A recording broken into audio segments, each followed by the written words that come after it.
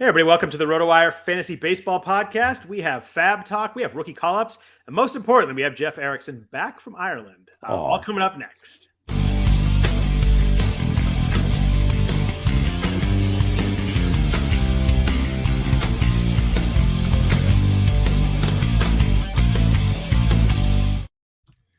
Happy Sunday night, everybody. Welcome to the RotoWire Fantasy Baseball Podcast. I am Scott Jenstad, joined by Jeff Erickson after skipping a week with some travel.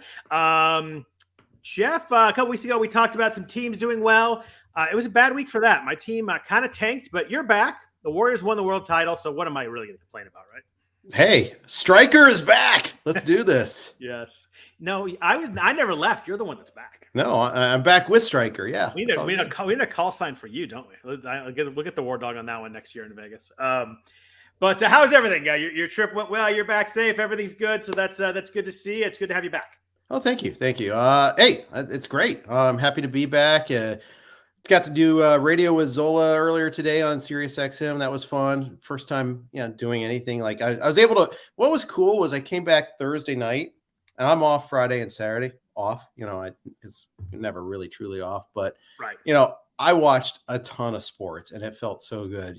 Traveling to Ireland was great, but I missed my baseball. I really missed my baseball. And it was a good sports weekend. They happened to all be in Boston, it seemed like, but it was a good sports weekend of between the NBA finals, a lot of baseball going on, the US Open. It was really fun. It was a good. I found myself watching a bunch of stuff this weekend too, and the US Open was really good this afternoon. It was down to the wire, so it was a fun weekend, and like I said, the Warriors won. So I'm happy with sports, even though my team that was at one point good is officially. Are you all the way down to what, 11 now or something? I think yeah, but that's a long way to go, and you're single digits for a long time. It was one of those weeks. It's like hard to explain, but like I would go through box scores and look at scores, and I was like, do I have any players on my team? Like I just like that weird feeling of every time you look at a score, like nobody jumps out as like doing anything except for John Birdie. He was like my MVP this week, but other than that.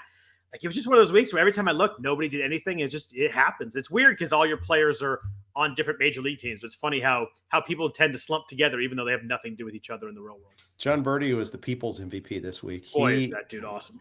Yeah, I have him exactly 0 places too. I feel so smart about that. I only don't have him on one NFBC team out of 4, so it has been a nice. That's why you're Striker. It's been a nice month of stolen bases for sure. Yeah. But we had a lot of news coming out this afternoon. Teams are having to go from 14 relievers to 13 relievers. So we see some offensive guys called up. Long awaited in Pittsburgh, O'Neal Cruz is being called up. Sounds like he's coming up for the Pirates next game. Did you have Cruz available in any leagues? How do you feel about him as obviously he's an uber prospect. We've been waiting for this. We've been waiting for him to quote unquote learn how to pinch hit was the phrase last week. Obviously, they're just waiting for the Super 2 deadline to go by. It's very clear and transparent there. Yeah, learning how to pinch hit. Is that just the stupidest excuse ever? I read that, and I was like, I'm sure I read that wrong. And then I'm like, so he needs to learn how to, like, sit for 2 hours, come have one at bat, and then go back? Like, the Pirates aren't pinch hitting this dude, right? Like, what a weird, like, just I know they can't admit what it is, but, like, come up with something better than that. Just say nothing. Yeah, just say nothing. Don't nothing. I mean, come on. I mean, that's like, you already hate your audience when you start, the way you behave like that. I mean, you hate your fan base, but don't insult them like that. I mean, come on. That's just. That was a really strange one. That was top of the list of bad excuses there. But now that Cruz is here, how do you feel about him in terms of like impacting fantasy lineups right away? Are you throwing him in right away?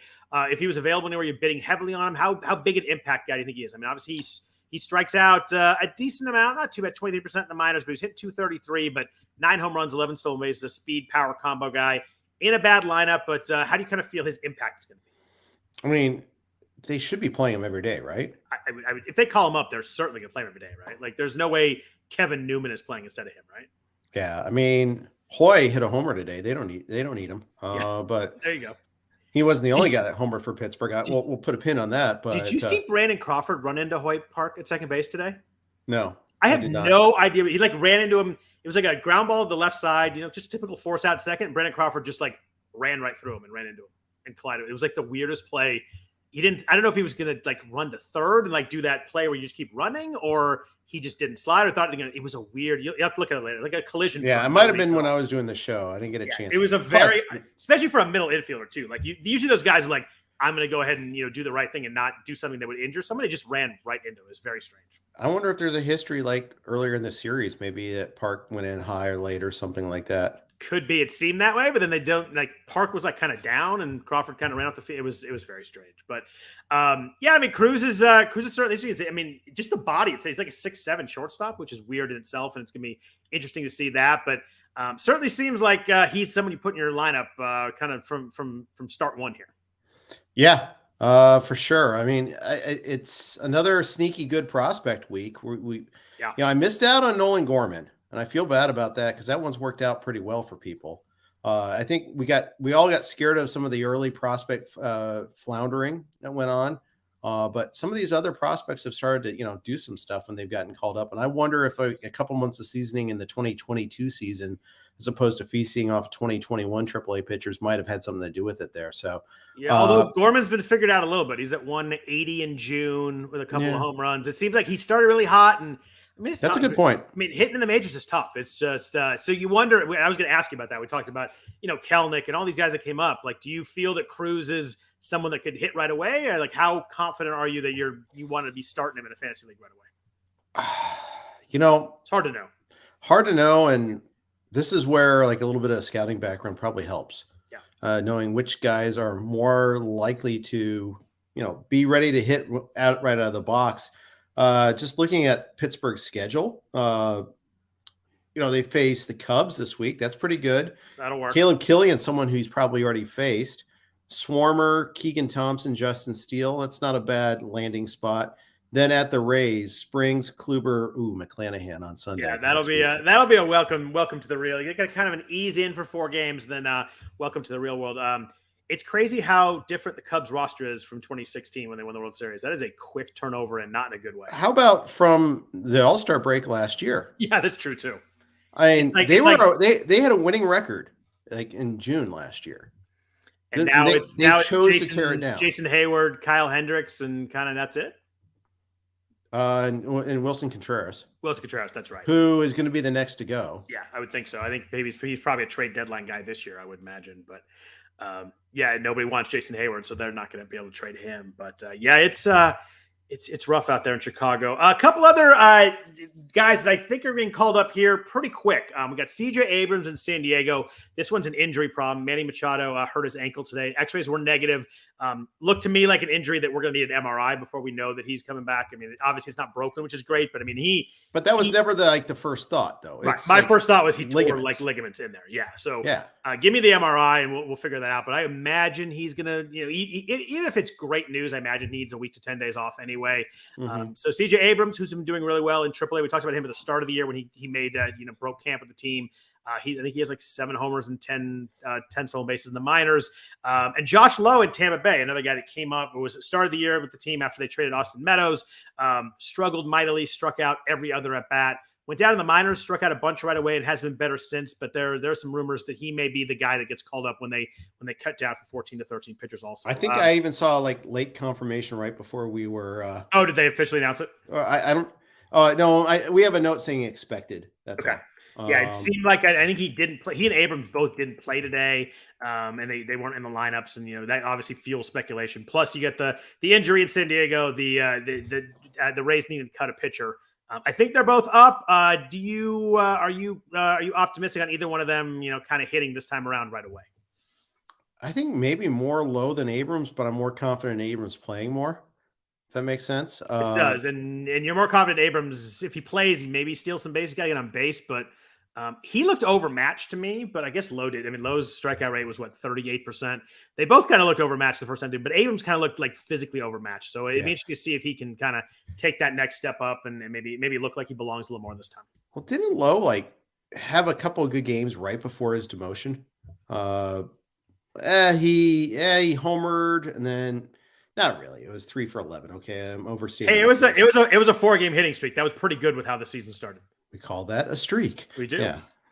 I'm a little concerned if you have Josh Lowe. I'd be a little concerned that the Rays needed that cut down from 14 to 13 pitchers as the reason to call up Lowe, not because he was banging down the door.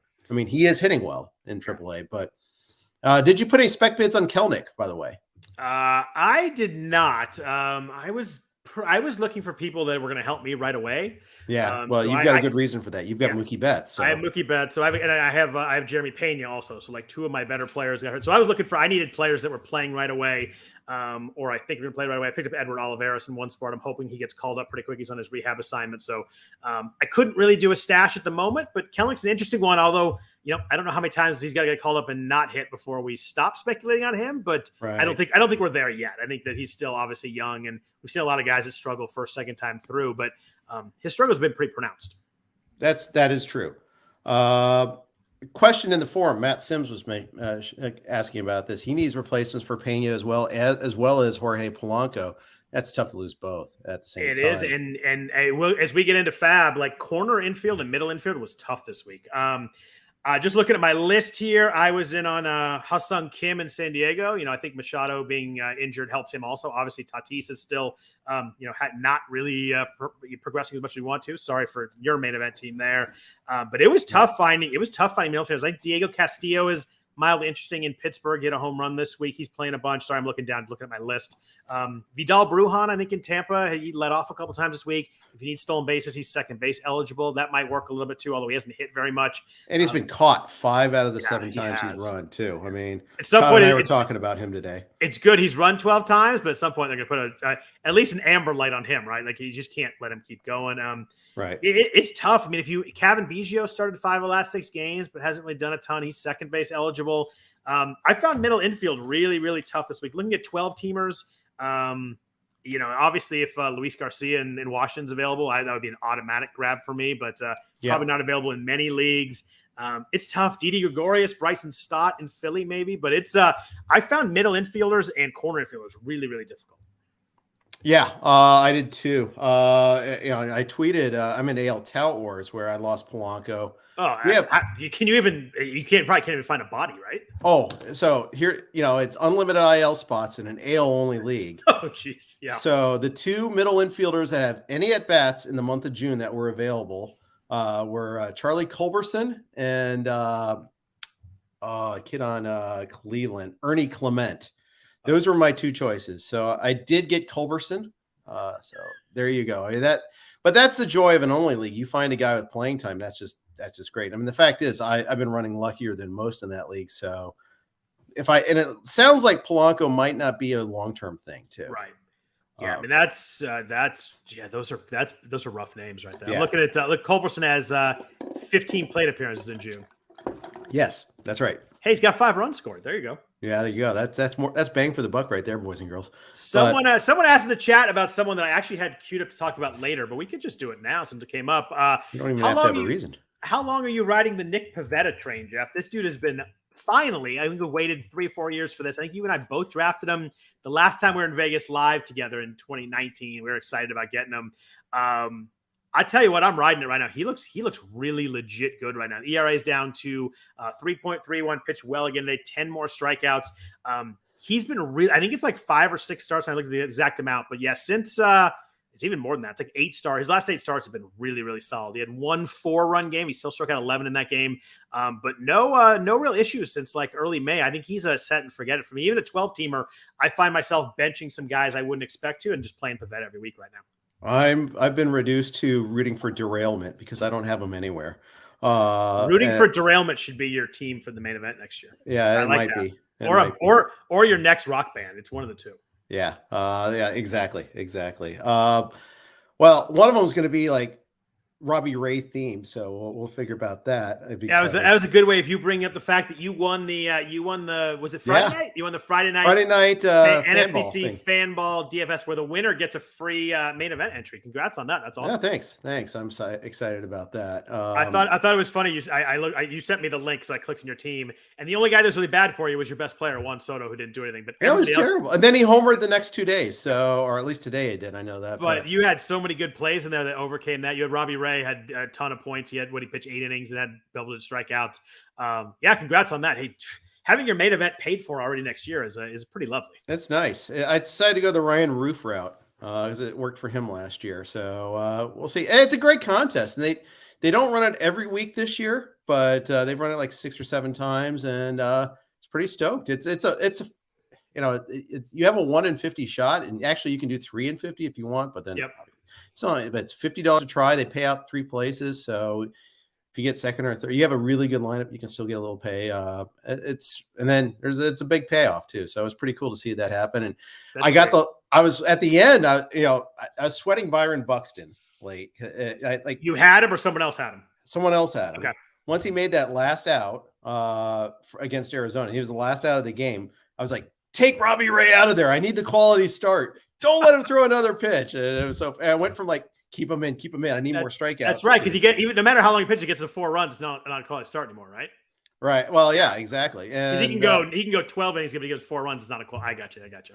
Yeah. And there was 6 points for a win and 6 for another another 6 for quality start. And they were way up. They were going to win the game anyway. So they were up 8-1 at the time. Well, it was 8-0, and then he gave up the first run, 2 hits in the 8th. I'm like, just get him out of there, because it locks it. If they blow it, at least he's got the quality start and all that. Right. It's pretty funny. That's awesome. Congrats on that. That's awesome. That's a nice little $1,750 win in the middle of the season, right on the outside. Yeah. That's beautiful. And given how I kind of suck at DFS, that should be a good testimonial that you should try to enter this contest. That if I can do it, anybody can. Just takes one, right?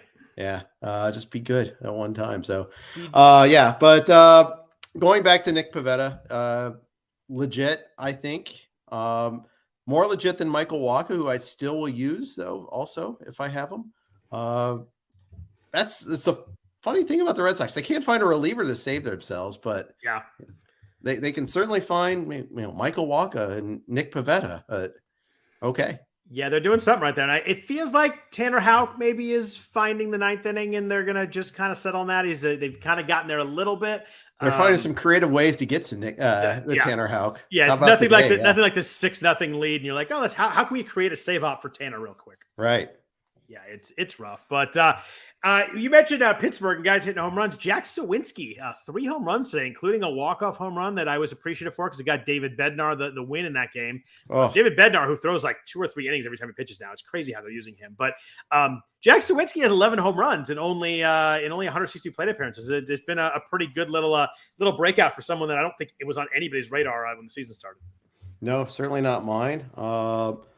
Nope. I even when he hit a couple early, I was like, oh, okay, great. That's a nice little story. I think they showed his mom and dad making his debut in Wrigley Field a while ago. And he slugged 686 this year before getting the call, slugged 551 last year in Double-A. Okay.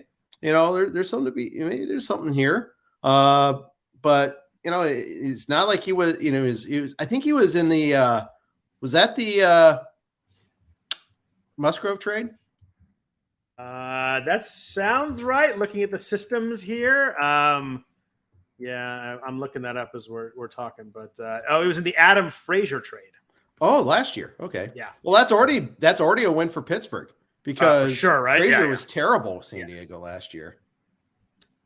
Yeah, no, yeah, it looks like it was the Adam Frazier trade there. But I mean, yeah, it's one of those guys hitting some home runs. I mean, the lineup's bad, but maybe getting a little bit better.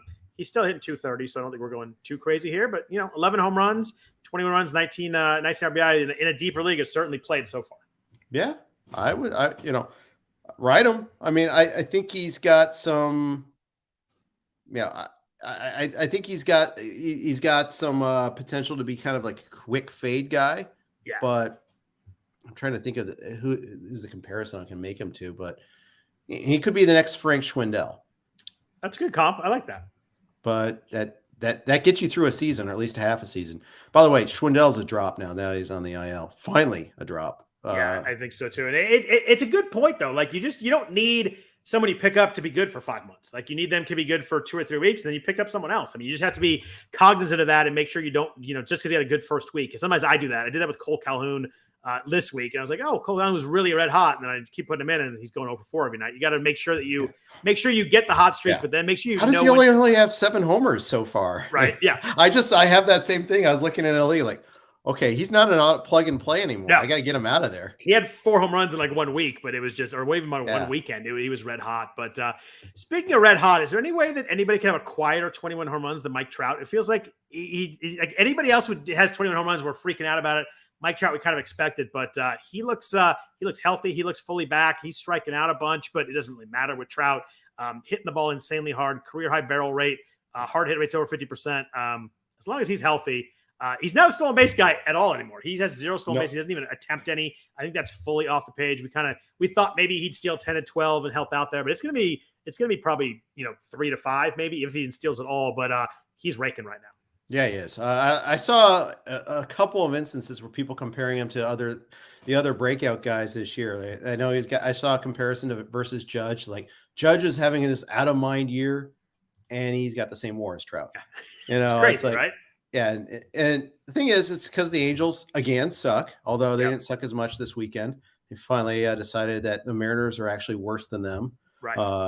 But it's funny to watch that, and it's just I love Trout. I just love watching the guy play. He's just so fun to watch, so awesome. Like every time he's up, you're like, if he gets anything, it's going to be out. When he gets locked in, it's funny because he had that one stretch where he was 0 for 26, whatever it was, when they were losing all their games. But man, since then he's been fully locked in. He's at 290 right now. I mentioned the 21 home runs, 47 runs, 43 RBIs. He's gonna be a 4-category monster as long as he's upright and on the field. Yeah, that's right. And it's in seeing what he's done historically to the Mariners, it's crazy. Like 54 homers against them or something like that. If you do a June 19th draft with your friends, what does he go? Like 3rd or 4th right now? 5th or 6th? Probably a little late. Yeah. Well, depending on the status of his thumb, Jose Ramirez. Yeah. And obviously Trey Turner. Yeah. Not Mookie anymore because he probably would have been up there with those guys. But it's probably right. Judge or Trout? Who do you go? Who do you got? Ooh, that's a really good call. I go Trout. I love Judge, but I'd go Trout. I mean, yeah, probably. I wouldn't fight or argue over it. I'd like to have either one, but you certainly take both those guys over Juan Soto right now, right? Oh yeah. I mean, he's hitting. You assume it's coming around at some point, but this is 2.5 months of hitting 215. It's. I don't think we ever thought that was possibly in play for Soto for this deep in the year. Yeah, I got a little trivia for you though. I'm never good at these. It's Aaron Judge and Jose Ramirez are the top ranked in earned auction values on RotoWire right now. Okay, according to our algorithm. Who's number 3? Obviously, it's not Trout. I'm going to give you that. Yeah, well, I would have gotten that if it was Trout. Boy, that's really hard. I was going to say Machado, but I don't think that's right. Rafael Devers, not enough steals. No, he's close, but this guy actually only has 3 steals, though. That's the amazing thing. I'm trying to think guys with 3 steals. Give me a division. National League. All right. Yeah, we'll try to keep it quick because this is live, but National League. Oh, I know. It's Goldschmidt. Yes. He's 346. Yeah, the batting average. Homers, 58 RBI, 48 runs, and 3 steals. When you put up all those other numbers, I guess you don't need the stolen bases there to go crazy. He's been unbelievable. But also, it's a non-zero too. I mean, it's just a little bonus. But 346. Machado's got to be right there, right? Remember when Goldschmidt was washed? Oh, he was. He was done. He was like 8th round pick. It's a safe guy, just with a nice floor, but not much else. And he's been awesome. He's hit 30 home runs every full season since 2017. So St. Louis is just going to kill his value. Yeah. Right. That was a good one. Not so much. That was the NL Central. The AL Central, Cleveland's on fire right now. They're one back in Minnesota. We kind of talked a couple months ago, like maybe Minnesota just runs away with this, but Cleveland's playing really good ball right now. We mentioned Jose Ramirez has the thumb injury, missed the weekend, but they look pretty good right now. Yeah, I mean Jose Ramirez is just he's awesome. Yeah, so good. Oh, so good. Yeah. Did they beat the Dodgers 2 out of 3 this weekend? Yeah, I think so. They lost. I know they lost yesterday. I know they won Friday night and they won today. So yeah, they must have won 2 or 3. Yeah, that's they come out on the road and beat the Dodgers 2 out of 3. That'll work. Dodgers are kind of sliding right now though too. Boy, they have a lot of injuries too. Yeah, I mean, that's why the Machado thing is so huge today because the NL West is kind of gettable for them. I mean, they've got the pitching. Yep. But losing Machado would be devastating. Yeah, it's funny. Some of the Dodgers guys that are there just aren't hitting either. So I mean, you lose Mookie, but like Max Muncy has not done anything. Then he got hurt, and Bellinger's we had a little hot streak, and then nothing. Justin Turner's been really bad. That's who I was going to just bring up. Do you think Justin Turner's a drop in leagues? I contemplated that today when I heard that he's got a 600 OPS. He's hitting 207, 4 home runs, now. home runs, no stolen bases. Hard hit rates down, barrel rates down, strikeout rates a little bit up. Still not a big strikeout guy, but he's 37. There's going to be a point where maybe he just stops hitting for crazy power.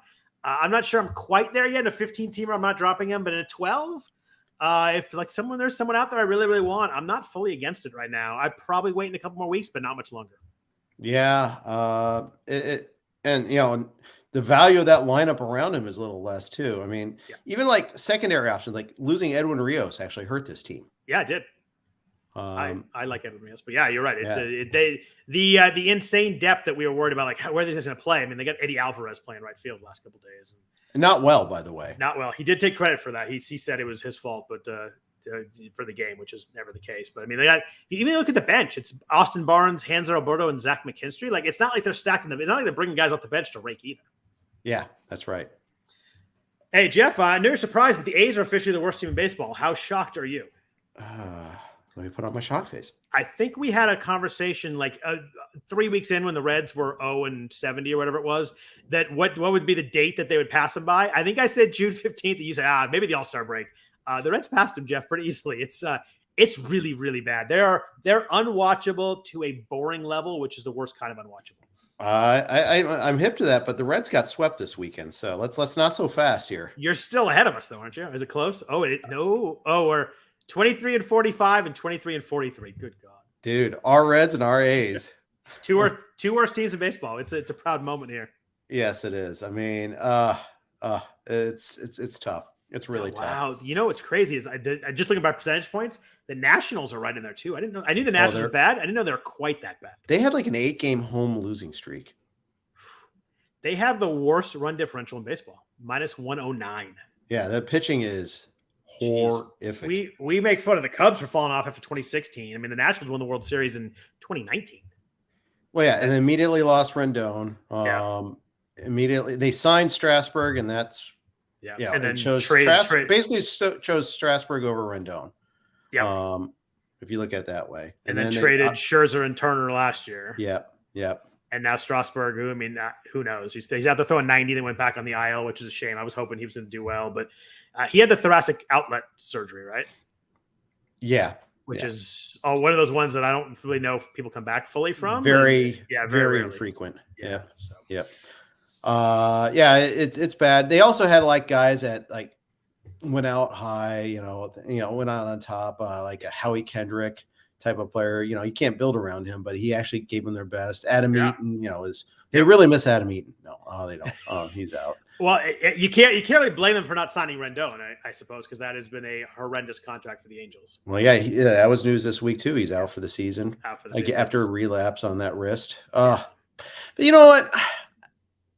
I don't blame the Angels for that. It's not like you could predict the wrist was going to fall apart like that. Yeah, it's been almost all injury. I mean, he hasn't been great when he played, but it's been almost all injury related. I don't think he's ever fully been healthy since he's been there, really. And I feel horrible for him too. I do too. I like him. I like him as a player. I like watching him, and he had that huge year with the Nationals, and then just he got paid. He's got $154 million left in that contract. That is it's not like it's the NFL. It's not going to get voided. So that's true too. Real quick, week 12. There's a few less games than normal. There's only 8 teams with 7 games. A note for fantasy leagues: there are 2 teams with 5 games. The Rangers and the Nationals have 5, and there is one day game tomorrow. Jeff, I think it's a 10 a.m. start for us. Yep, Mets and Marlins. I knew it was the Marlins. I was trying to figure wraparound series. Oh, fantastic! 10 in the morning. I can watch Trevor Rogers blow up my week before it starts. That is perfect. Well, why don't you bench him then? Because he's throwing twice this week. If I was going to bench him, I just would have dropped him, which I almost did. Is that's so crazy to talk about, but it's true. I actually, he was my both starts against them. Oh, sorry. I know they're both against the Mets. I know it's. Sorry, I interrupted you. Go ahead. You were going to say? What would you do in that situation? I'd bench him. You'd bench him for those 2. Yeah, I mean, I'm looking at my given sheet. You any sign of hope? None. My worst category is strikeouts and wins, so I think I'm going to throw it.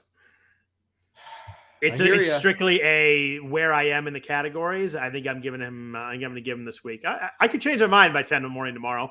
But he, some pitchers you watch and they get blown up in 1 inning, or they look good to me. He just looks bad all the time. It's It's weird. He looks like a completely different guy than last year. I don't know. You look at velocity; it's pretty much the same. The changeup is definitely less effective, but it's hard to usually you can figure out like what's wrong with guys or what's hurting them. It's hard to figure out with him, but it's almost every start. It's not like he has like a few moments you're like, oh, there's the Trevor Rogers I drafted. You don't even get that even for a few innings. It's not like you get like 3 shutout innings with 6 strikeouts. It's just not there. There was a road start against the Braves where they rested him like an extra day or two, and for the first 4 innings, he was nails. It was just like boom, boom, boom, and then he gave up 3 runs in the 5th. You're I like, remember that one, yeah, it's just I don't know what you do. I bench him against the Mets. The Mets are the team I'm afraid of the most, except for that maybe Dodgers when healthy or the Rockies and Coors. And it's freaking twice. I don't know how the schedule worked out. I guess that's a wraparound series of the Mets, so they play them once tomorrow, and then that's about right. Or actually, the Marlins were playing the Mets this weekend, were they? Yeah, they were. So it is a wraparound. Okay. Yeah, it's a wraparound. I know that Encarnacion hit that grand slam. I was trying to remember who it was off of in my head, so that makes sense. Now when you saw like the daily it was off Seth Lugo. That's right. Yeah. If you saw the daily lineups page, when you saw Jay Encarnacion in the lineup, what did you think of? Juan for sure. Yeah, right. I was like, how? Wait, and where am I? What year are we in? I know I'm old, so he can't still be playing. But yeah, it's funny. I did the exact same thing when I saw that. Have yourself a day, by the way. Yeah, nothing like debuting with a grand slam to take the lead late. And hosing a runner from like the warning track too. Do you follow the British Marlins fan, Peter Pratt? I do not. He's really funny. He's a huge Marlins fan, but lives in the UK. Okay. And he had a video like running through his backyard when he hit the grand slam. Like he woke up his father-in-law because he was so loud when he hit the grand slam. It was pretty funny. He's a really fun. He's a huge Marlins fan. I don't know how that happened in the UK, but he's really, really funny. He's a good follow. Nice. Yeah, it's all Marlins stuff. He does a Marlins podcast too, but he's a really funny guy and breaks down all the Marlins games every day. So it's kind of, you just don't see that very often for the Marlins. But no, you don't. So let's jump into FAAB a little bit. Let's go with hitters first. Usually with pitchers first. I want to go hitters first. I think hitters were a little more interesting this week. We mentioned the infield was tough, but there were a lot of outfielders. The biggest name was Riley Green, called up by the Tigers week. Obviously, he was probably going to maybe break camp with them, got hurt, and then he's been out. He got hurt, then he was rehabbing, came up, and he was on base 4 times first game. Tigers scored 14 runs. I don't think they'd scored 14 runs in like a week and a half before that. He was 75% rostered in the main event. I think it was like in the 30s in the 12 teamers. I'd have to look, but he was available in my main event where I had lost Mookie Betts, so I was pretty aggressive with him. I went in at like 235, which is pretty much higher than I go with anybody, and I lost by $150. So I was not even close. So you're in the wrong league. All my hemming and hawing with like, oh, do I want to go up $5, down $10? Like stupid because I lost by 150. Didn't even matter. But there was a couple teams that had a lot of money in my league, so I'm not too surprised. The guy that's in second place in that league actually was the one that got him. He had a lot of money, so I guess he's down in money now. He got it for $371. But I feel like Green could be, one of these last few guys that could be a real difference maker right away. I was just gonna say, you're probably not happy that the guy in second place got him. I'm not. I was hoping if someone went crazy, it was someone in 13th place that probably wouldn't matter. The guy in second place getting him, if he's really good, that actually impacts who wins this league. So I have one of the main event leagues where he's available as well. We did a keep him honest bid of 119. As best we can tell, we finished third in the bidding. He went for 147, runner up a 123. And John Posma won him. So that's pretty awesome. Of course he did. Yeah. Again, not happy about that. And considering like we've got a lot of pitching points and not so many hitting points. We have a decent amount. I mean, we're doing okay in the league. But we could definitely use another bat, especially because Bryce Harper's perpetually day to day now. So now he has an infected blister. Is that what that was in his hand? Is that why he didn't play this weekend? And it's funny because it couldn't have hurt him that much because I think he had 4 or 5 hits on Friday in the doubleheader. He didn't play the second game, but he came in and got a 2 RBI single. But you guys need him you need the Phillies to hang in there more than anything because as long as the Phillies are in, I think he's going to give it a go as long as he can and do something about it in the offseason. Yeah. And so the Braves going on that big winning streak was not helpful for that. They're pretty good wild card wise though, right? Maybe not. They're like, there's a lot of teams stacked. They're only 2.5 out, but there's a lot of teams really stacked up where if you kind of lose 8 of 10, you can lose touch pretty quick, I suppose. Yeah, that's right. Well, the Marlins with a plus run differential. I didn't know. That's pretty good. I didn't think they've had some big, the Marlins have lost a lot of 1-run games. Yeah, Joe Sheehan wrote about that. And then they've also recently, I feel like they've had like some offensive explosions. Yeah, that's interesting. So Green, I wish I was in your league. That would have been a win on Green. I'm looking. Wish you were in my league on principle too, by the way. But yeah, that's not true. John Pausman's in that league. I'm not really jumping in that league right away. That's true. Good point. I wasn't even the runner-up, Jeff. The runner-up in my league was 253. I think I was 238, if I'm remembering it right. That was the number I came in at. So I thought it was a pretty good bid. I thought that I would have a good chance to get him. I wasn't even the backup. It just shows my league was very aggressive for Green. Yeah, well, when you and I were talking, we were thinking you thought it was going to be 150 to 175 was going to win it, but originally, and I told you I was going to keep him honest at 150. Like, don't get me wrong. Shu and I arrived at our number the way we did. I mean, we were fine with that number, so you didn't really dissuade me, but it was interesting to see. Like, oh, okay, different strokes, different folks. It just. And you actually, when I asked you what you thought the winning bid was, you were way closer than I was. I think you said something like 250 to 300. And you, in my league, you were closer. It was still even higher than that in my league. Your league was lower. It just shows how different each league is. You just need one or two guys that really need something or lose somebody that week. I mean, you look at like someone like Kendall Graveman was available to league. Like if you have Liam Hendricks, that means a lot more to you because Liam Hendricks says he's gonna be back in 2 weeks, but like he might not be. And the news has been good. He's a guy that he's going to do whatever he can to get back out there. But one setback with a forearm strain or whatever, forearm soreness, and you certainly want the backup guy. So Graveman means a lot more if you have Hendricks than don't. Yeah, and we do, and didn't get him. So that was fun. And was he picked up last week, or was it picked up this week? No, this week. And we missed out on Brad Hand too. I don't know if missing out's the right term for that. Aloha, but I got that one. Thank you. Again, I have to, although you shouldn't have. I mean, that's like before you were born, I think. Yeah, but I'm of the age where everybody watched Fast Times. All right. Okay, cool. There weren't too many closer types to bid on, and that's been a continuing thing. By the way, that's been like 6 weeks. It's funny because when I was putting my Graveman bids, I scrolled back in my league to see, what were people bidding on some of these closer guys. I had to scroll back like 5 weeks before there was I think it was Anthony Bender or someone like that. I had to scroll back a while before there's not been a big closer turnover at all. It's funny you mentioned Bender because our consolation prize was a $1 Anthony Bender. Oh, is he back in our world here? I there's a chance. I mean, Tanner Scott blew one this week. He did. Excuse me. Excuse me. Air just kicked on here. Goodness gracious. Live radio can't beat it. I mean, Tanner Scott's been good, but he's lefty, and managers tend to want a righty. And Bender was okay earlier. I mean, for $1, you could drop him next week. I don't think that's a bad stab. And we had a droppable Devin Smeltzer. So yeah, why not? But our consolation prize for that was a consolation prize. Hitting wise, consolation prize after not getting Riley Green. Well, nothing. Actually, in the league where we had Green available, but mine was Edward Oliveros was my consolation prize, who is in his rehab assignment right now. He hit a home run today, and before he got hurt, we joke a lot about him kind of being up and down. Not last year, where they'd send him down 10 or 12 times and back up, but it hit well in his 38 plate appearances this year. When he came up, he's in 371. Obviously, small sample, but you look at 2021. 15 home runs, 12 stolen bases in the minors across 300 plate appearances, hit 313.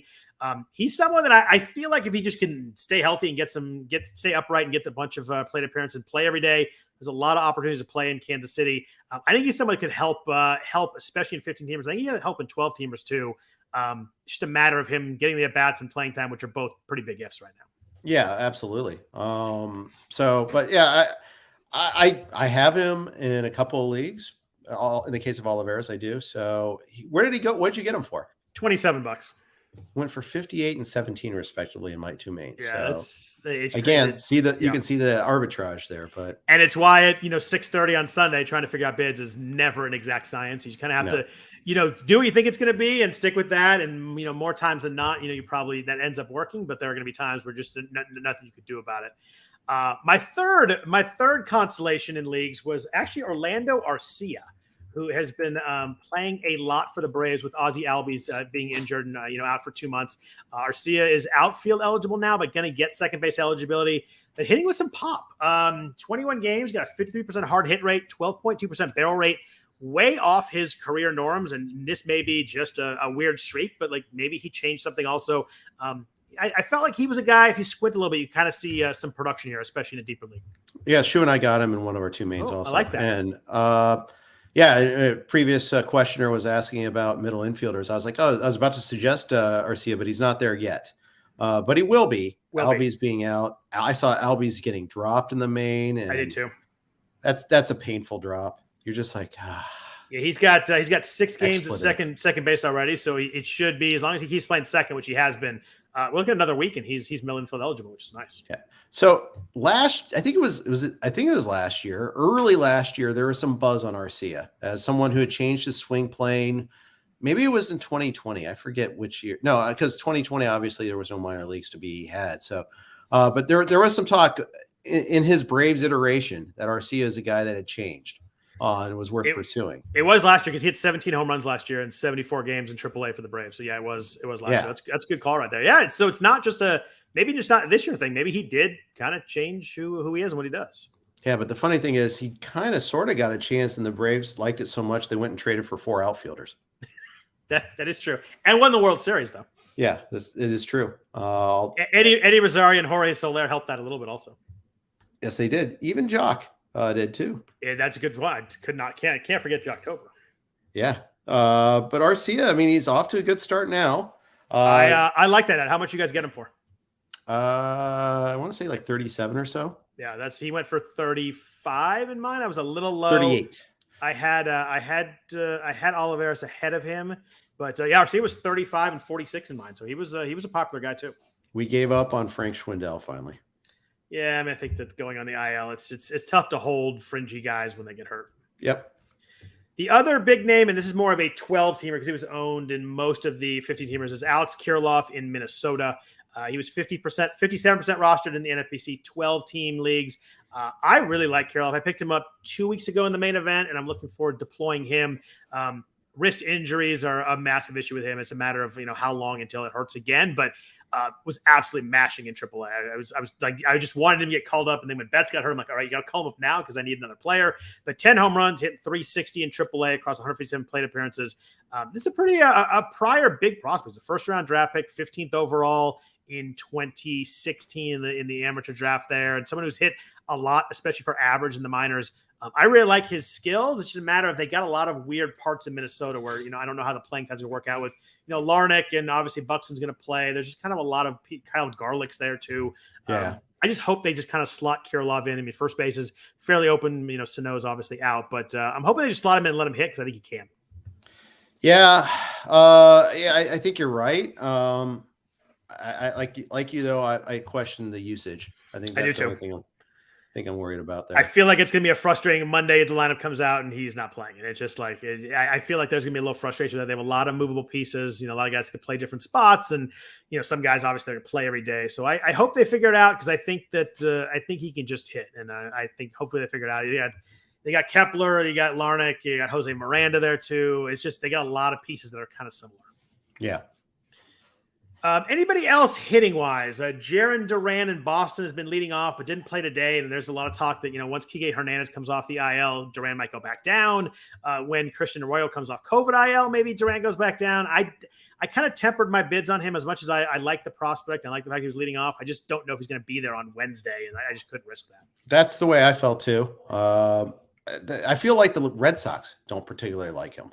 Weird, right? Like we get guys like that you're like, why don't you just give him a shot? And they just kind of send him back down. And last time I think he let off and then get sent back down that afternoon. It's just very strange if you're going to lead a guy off and then send him back down. Like it's very strange, but especially when you're, better, well thought of hitting prospects. But I would have loved to bid on him. The stolen bases could be nice, but I didn't trust that he's going to be playing, by the time when everybody comes back.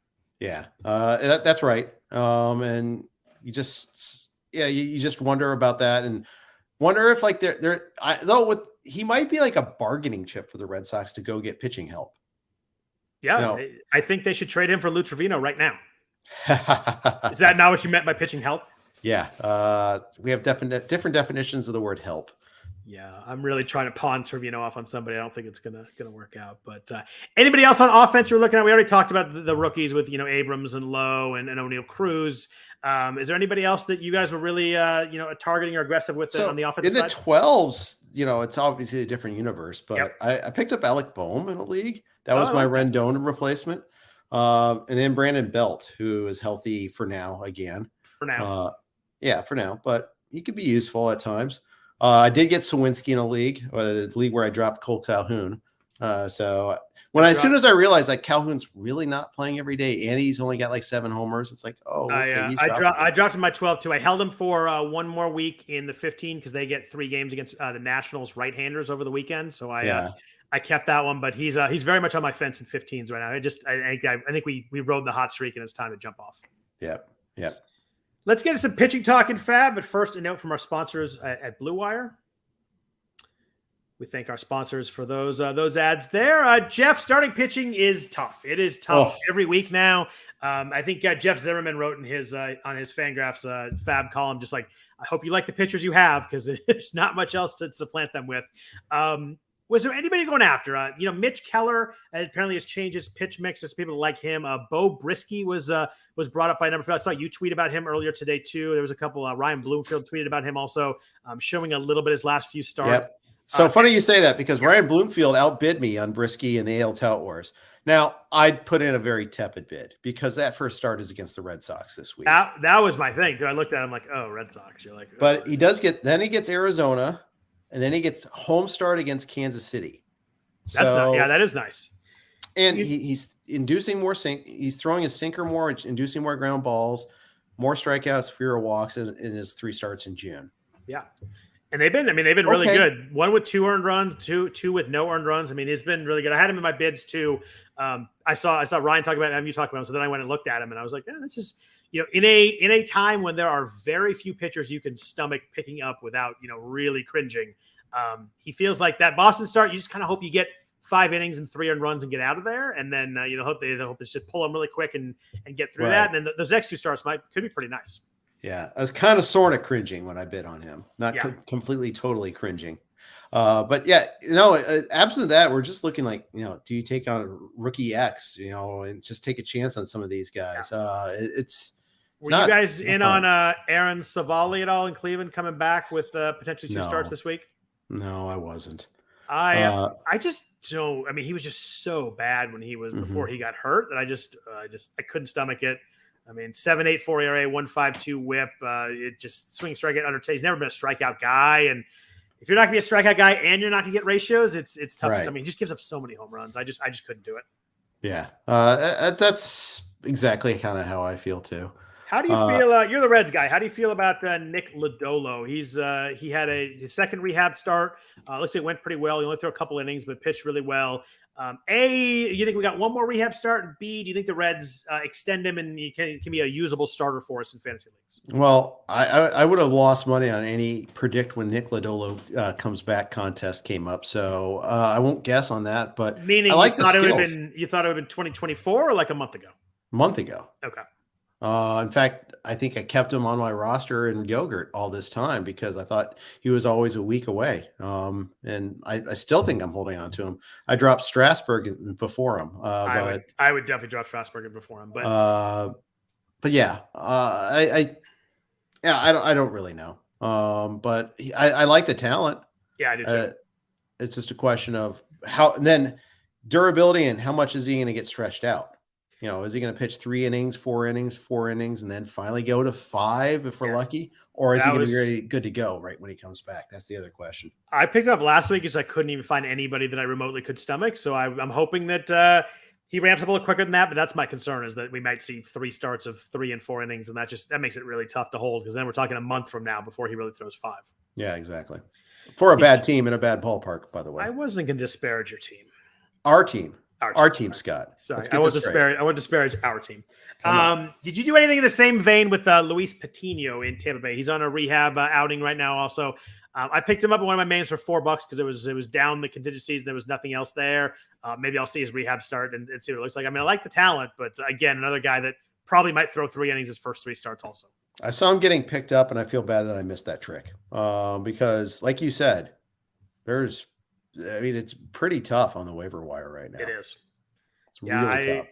I had 10 pitchers I can use this week, so I figured I had a couple spots to maybe throw a stash in there, and I didn't need a pitcher. And there was nobody I really wanted to pick up, so I kind of went with that and figured next week if the rehab start doesn't look good or they push him back a little more, I can always decide. But I figured that was a better call for me than picking up a fringe starter to maybe throw 2 starts and hurt ratios. So yeah, no, I think that's and it's good team, good ballpark. Yeah, of course. The only thing you worry about is deep depth in games, but again, I mean, you're betting on the talent here. And so, yeah, I like that play a lot. I wish I would have thought about it.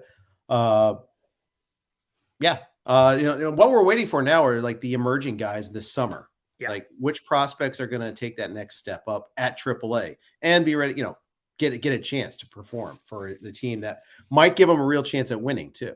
Yeah, no, it's tough to find arms right now. We've gotten to the point where the first month was really easy because you could throw anybody and they wouldn't get hit, and now we're at the point where even the good guys are getting hit right now. Yep. So we mentioned Kendall Graveman a little bit earlier. What did he go for in your main event where he was available? We're talking triple digits or more of the high 2s? What did he end up going for? Because it could be 2 weeks or it could be longer. We know forearm strains, or sure. You just never know. 72. All right, that's about what he went for on mine too. 85.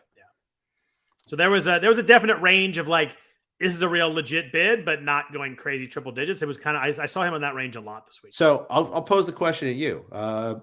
In the league where our closers are Scott Barlow and Clay Holmes, not very stable in terms of number of saves, but he was available, as was Danny Jimenez.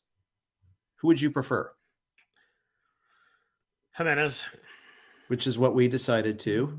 Because Graveman could be a week or 2 weeks. Yeah. And so there's a non-zero chance he could be 2 months, but I mean, I think that's a pretty longish shot at the moment. Yeah. There's a non-zero chance that Jimenez could be 2 weeks also, but for sure. I mean, he seems like the nice thing with Jimenez is when he struggled, we talked about, who's going to pick up, who are we going to pick up? And then they went right back to him. Like they didn't even have a, Corey Knebel, take a week off. They went right back to him. And they had a 3-run lead and it got extended to 5 and he came in. Everybody's like, oh, he came in with a 5-run lead. He was warming up with a 3-run lead. Like he was coming in for a save, and then he came in for a save this week. So I don't think they want AJ Puck to get saves. I don't think they want to mess with his arbitration, anything. I don't think they even want to play that game because they see Puck as kind of a longer-term guy. I think Jimenez is just the guy to go out there, and when they do have a lead in the 9th inning, which is not very often, I think he's going to be the guy, and it seems like the leash is pretty good right now. So we got Jimenez for 79. The second place bid was 55, whereas Graveman went for 85 versus 77. So we actually bid like 49 on Graveman because we thought it could be as little as a week or two. I was in the 70s on Graveman, then I dropped it down to the 40s based on the Hendricks quote like an hour before the deadline. I didn't want to spend 70, 80 for a guy who literally might close for 2 weeks. Right. It wasn't worth it to me. Real quick, the Philly situation. Corey Knebel is like on the outs right now. He pitched poorly again today. We've seen Brad Hand get a couple of stave ops and not look great. We saw Seranthony Dominguez look great, but seems to be the high leverage guy in the mix here. Did you do anything here? Dominguez was pretty much owned everywhere. Did you do any Brad Hand speculation? Did waterfall bids and we didn't get them. That's fine. Like for instance, we got we got Jimenez over him, and I prefer Jimenez. So I definitely prefer Jimenez. I have an online league that has been impossible to get anybody in the waiver wire closer wise. I'm like 60th overall, and the only thing I don't have is saves. So I actually got Hand for $9, and I feel much shame about it. I do not want to play him, but I think I'm going to have to. Yeah, but you dumpster dive. You got him for 9. Yeah, I couldn't stomach spending a lot on him. I was in the 40s on Graveman, and I got a little bit outbid. I probably should have gone higher, but I just didn't trust it long term, and I'm not going to watch any Philly games all week because that's what I'm going to do. Yeah, don't watch your closer. That's always the rule. Watch everybody else's closer. Unless it's Emmanuel Clase or Edwin Diaz or Josh Hader. But yeah. If it's Brad Hand, don't watch your marginal to subpar closer. It is just so. I made the mistake a couple times. I watched forget who it was. I watched someone bad, and it's just not worth it. No, it really. I mean, even when you convert and it's a hold on with a white knuckle save, it's just not worth it. Because like, oh, he didn't do anything to earn any confidence for the next one. It's good to see. I just noticed that we jumped on right as the White Sox Astros game was ending. Ryan Presley did get a save in that game. That's nice to see. So, Yeah. let's talk about some injuries. There were a lot of injuries to big name guys. I feel like we've kind of skated the last couple of weeks on missing the huge name guys. As I was prepping the outline, I kind of had to look for guys to talk about the injury, and I did not have to look very hard this week. There's like 6 or 7 guys that are in the first 3 rounds that were injured this week. The biggest is Mookie Betts. He had the collision with Cody Bellinger. It's always Cody Bellinger's fault. But as he played, and then he sat, then he was in the lineup, then he got scratched, and then he had a fractured rib after they saw the scans. Dave Roberts said they're optimistic he's back in 2 weeks. I would be shocked if that happens. I have to think it's going to be a little bit longer than that, but I sure hope that's true.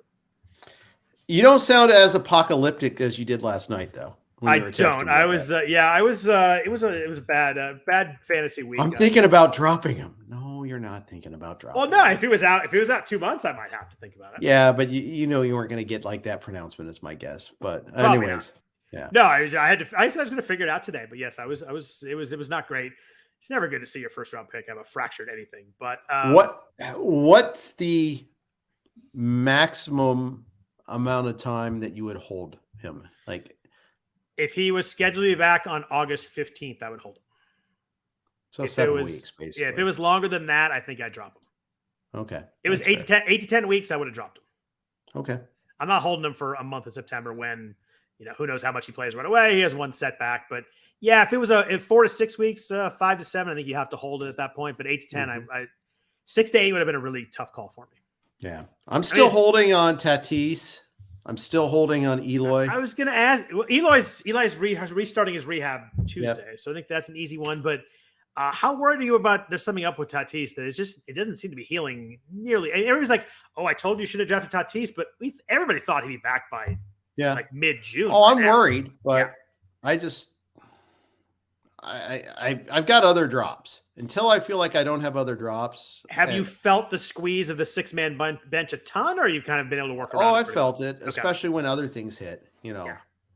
Obviously there's some weeks more than others. I feel it, but yeah, I think you have to hold him now unless there's some sort of negative setback news or something like that, right? Yeah, that's right. You're not going to hold him 2.5 months. And he comes back July 15th, and you don't get the last 2.5 months. Yeah, that's right. His teammate, Manny Machado, we mentioned, had the ankle sprain today. Looked bad. X-rays were negative. We assume the MRI is coming tomorrow. I assume he's going on IL, even if it's like the greatest news ever. But I just hope it's not really bad because he was having a really good year. Yeah, it'd be that'd be awful if it was that. But it looked horrible. It looked really bad. It looked like his ankle bone hit the ground bad. Yeah, it was like Steph Curry 2012 bad. It was awful. Yeah, it was just what I heard the reports and it's like, oh, it's bad and all that. Then I saw it. Yeah. I'm like, oh. Yeah, like that must hurt a freaking ton. But so hopefully we get some good news there. Hopefully it's averted a major injury. We're really hoping that there. Yordan Alvarez in Houston had a weird situation. Like he took it at bat. It looked like he was like maybe hurt a leg or an oblique or something, but it turned out to be a hand. Dusty Baker said tonight it's not serious. They kind of caught a break. They thought it was a hamate bone for like 12 hours, which would have been end of season for Yordan. Sounds like he's been out a couple days. Hopefully we don't get any other news here, but certainly looks like we may have skirted a bad one here. Yeah, except did you hear like the conversation with him though? It was really weird. Like, I'm not going to tell you what body part. Oh, okay. It's a hand, but it's very strange because they're going to pitch him differently or something like, dude. And he goes, this isn't football. We have, in football, they tell you everything. We don't have to tell you. No, you do have to kind of say the body part. You're kind of required to, but. Yeah, the whole thing was strange. Like, it's weird that it was a whole day and we didn't know what body part it was, and his reaction, it was hard to tell. Like, I thought it was an oblique, by the way. He kind of came out of the box and then kind of jogged to first. It was weird. It was a weird reaction for a hand injury. Kind of makes me think they're bullshitting us. I do. That's my concern, is that we get a second part of the story tomorrow, which is concerning. I don't. The way he reacted was not a hand injury reaction, and I'm just reading into that. I obviously don't know. I'm not a doctor. I don't know any of this stuff, but he didn't react like it was a hand injury. No. And that I hate to see a beautiful thing destroyed. Like, he is among the elite of the elite hitters. Yeah. Speaking of elite hitters, Jose Ramirez has some right thumb soreness. He sat Saturday and Sunday. Again, they don't really think it's a long-term thing, but with your first round pick, you certainly want to see him on the field before you exhale on this one. Yeah, and he went for an MRI today. That's that's enough to make me worried. Now I think they're off tomorrow, so I mean it's good that it gives you an extra day to recover, but bad because Not get an update on it. Yeah. Yeah. Although I don't think there's a lot of games on Monday this week, so that helps.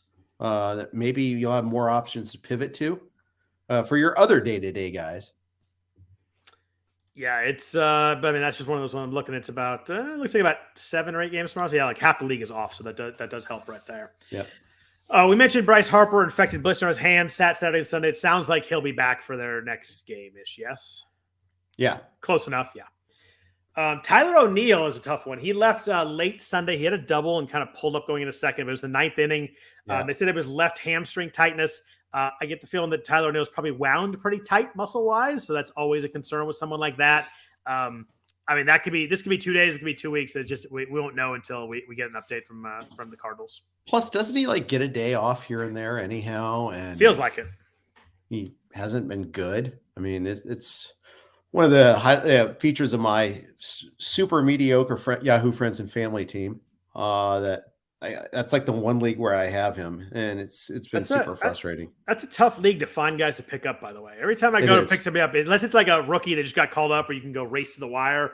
Right. It's like every time I'm like, oh, I'll pick up Franchi Cordero, and it's always like it's rough pickups. Yeah, it is. It's a 16-team league, which is why, but every time I go look for someone to help me out, I'm like, oh, and it's first come, first serve. So, I mean, yeah, it's great if you have the idea and you see it happening before everyone else and you happen to be at a computer. But if you aren't, and you're like, say, for instance, in Ireland, it's really difficult to catch up. Too bad you needed someone to get called up in like the middle of the night U.S. time. It would have hooked you up perfectly. Yeah, exactly. As I'm looking at some castle. Yeah. What are you doing on your phone? Oh, sorry. Just responding to an important work email. Yes, exactly.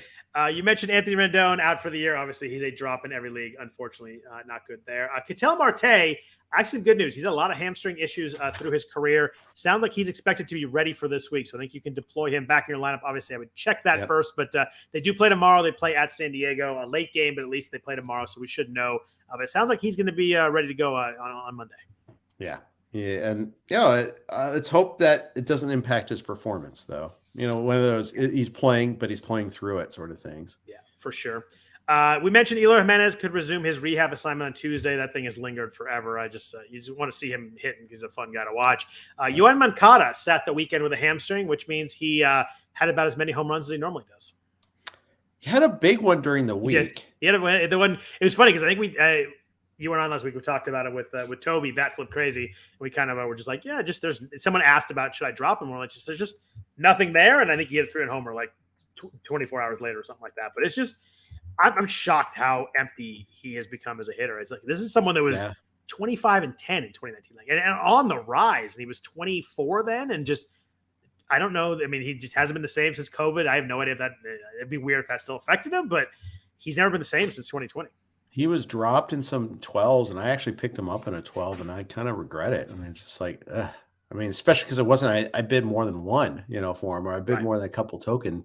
Didn't go triple digits or anything, but still, it's like, almost, I might be close to a drop again. It's funny, though, when he hit that homer, I saw some people crediting Lance Lynn for like firing up the team in that, like, because he was yelling at Joe McEwing in the dugout or whatever it was. Yeah, something like that. Yeah. Yeah, he hit a homer on the 15th against Detroit. So and then he got hurt right after that. So he has had one at bat since that game. But I think he had 5 hits in that game against Detroit too. It wasn't just a home run; like he went crazy that game. Yep. But yeah, he's in a $179 with 3 home runs and no steals. He's not a stolen base guy anymore. He has 3 stolen bases combined the last 3 years. It's hard to play the guy at a corner infield spot right now. Yeah, it is. It is. A couple of Brewers updates. Brandon Woodruff is back in our life, which is a great thing. He's had 7 strikeouts. He got 8 outs in AAA. He got 7 strikeouts, 2 2/3. Sounds like he's gonna make one more rehab start, and then we can put him back in the lineup. So that's really good to see, especially because that's a weird that he had the Raynaud's symptom with the numbness in his fingers. Yeah, he went from that to 7 strikeouts. I mean, wow. So, yeah, a good sign maybe that he's feeling better. You just hate to see anything with that, blood circulation related. You just never know what's going to happen there. Colton Wong, though, had a bit of a setback in his calf injury rehab. He won't be eligible or won't be ready when he's first eligible. So make sure you have a backup in for Colton Wong. You mentioned Frank Schwindel, IL with lower back strain. I think I agree with you. I think he's just a drop in all leagues. And if you didn't pick him up back up later, that's fine too. Tim Anderson on the good side, set to return on Monday. Tony Lewis has said Anderson will be leading off and playing on Monday. So if you've survived without Tim Anderson, it's time to get him back in the lineup. Yeah, and in fact, I cut a guy in reliance upon that. I had extra, like I think I had two guys I could slot in, like Espinal and Jonathan Scope and Wilmer Flores. So I was like, okay, I can cut one of those safely now. I did the same thing. I actually cut Ahmed Rosario. He's actually been pretty good. He was pretty good for me. He's been running lately. Yeah, he's been running. Had a good June. I think he's up 7 steals. I had like 3 shortstops that I'd play him over, so I just couldn't keep him on the roster. But I did the same thing. Understandable. I have Anderson and Dansby Swanson, and there's just no way I'm playing Dansby over 290 now, dude. By the way, your guy too. Like you were the Dansby Swanson. I know you love when I say you're the guy for something, but you were the Dansby Swanson guy in the preseason. It looked a little sketchy in April, but he's been awesome. He's got 9 home runs, 9 stolen bases, hit 290. Hitting the ball hard. Barrel rate's good. He looks great right now. And hitting second in the lineup, it's perfect. It's kind of a replay of last year. You know, he started off terribly and came on strong like a lion. He's Dansby the Mansby now. He's been really good. I mean, he had 2 stolen bases today, right? I think he's higher than that now. Then, so he has 11 stolen bases now. I shorted him a couple. My apologies, but and hit 294. He understands. Dansby and I go way back. We'll be good with that. But he's been. That's a good call by you because he's certainly someone you just play every single week and slot him in and forget about it. Yeah. Most of the guys I want to talk about, we hit during this conversation. The last guy I wanted to ask you about is Salvador Perez in Kansas City. Obviously, the massive year last year, 48 home runs, hit 273. Does have 10 home runs, but we're 226 plate appearances in the season. We're June 19th. Sal Perez is at 209. How worried are you about this? Not really. I mean, he was not going to be that guy that he was. I mean, he's not going to be the guy that he hit like crazy last year, right? Right. We knew that, but certainly not like 2020. But he was drafted like he was going to be close to that, though. He could still hit 260 the rest of the way, and I'd be perfectly fine. So ends up at 240 or something like that. Yeah, and he hits in the last 3.5 months. He hits 24 homers, 16 homers. Yeah, I got him in a trade in this XFL league, which is a hybrid. In a trade recently. This weekend, yeah. Oh, part of a big deal. And it's keeper / dynasty. It's kind of hybrid between the two, so there's salaries involved and all that. All right. So, but it's a go for it trade. Okay. And I had Jacob Stallings as my catcher, as one of my catchers. So high bar to clear. Speaking of empty, yes. Yeah. But that was one part. I mean, basically the big assets that I gave were a draft pick in March. Our March draft is huge, and then also a prospect, George Valera. Those were the two big parts that I sent back. You were not sending Julio Rodriguez back or anything like that. No, unless he finds them early in the second round, because I'm contending. Right. So either that or so it's a prospect or closer basically is what he's getting next year. Because we do our auction in October or November, whenever we do First Pitch Arizona, right? And then we do a March supplemental, and a lot changes in that time. So, and you're right, plus, especially closers and young guys. Yeah, that makes sense. And the auction, you can't buy minor leaguers either. So, so that means any pop-up prospects that happen over the course of the year, you get them in this March draft. Gotcha. And that includes, so that includes the recent draft class and all that. So those are valuable picks, but at the same time, you get a chance to go for it. It's a 15-team league, and it's hard to win this league. 5-6 good catchers overall. So if you can get a chance in one of them, I like the timing on that. I am a little worried. His strikeout rate's up to 28%. It obviously went up the last couple of years. He was selling out for power a little bit. I think we knew that, but it's even higher than it was. Barrel rate's down, but still over 10%. Hard hit's still pretty good. Everything's down from last year, but not down super dramatically. I think maybe if you ended like 235 and 28 home runs, I probably wouldn't argue that might be an end of year line for him. Yeah. And keep in mind too, he was hurt right when things were starting to get good at the plate. So he's maybe behind everybody else. He slogged through April like everybody else. In Kansas City especially was a slog. Yeah. Their team context was a slog. They're going to get Vinny, the Italian breakfast here in a little bit. Are you sure they're going to call him up? I'm not sure, but He is mashing in AAA though. Yeah, he is. It could be a better lineup. They called up Melendez, which makes me think that I like him as a hitter, by the way. Yeah, I think he can mash. I mean, they gotta cut the cord on Carlos Santana at some point in time.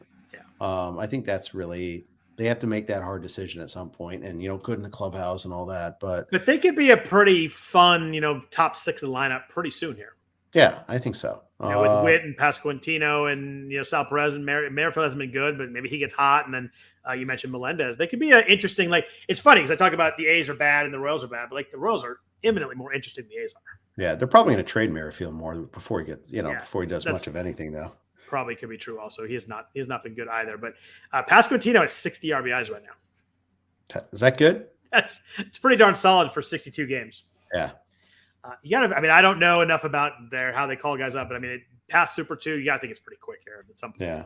So. Got a question in the chat. What do you think? I'm going to make you answer this one. Jesse Winker, is he droppable?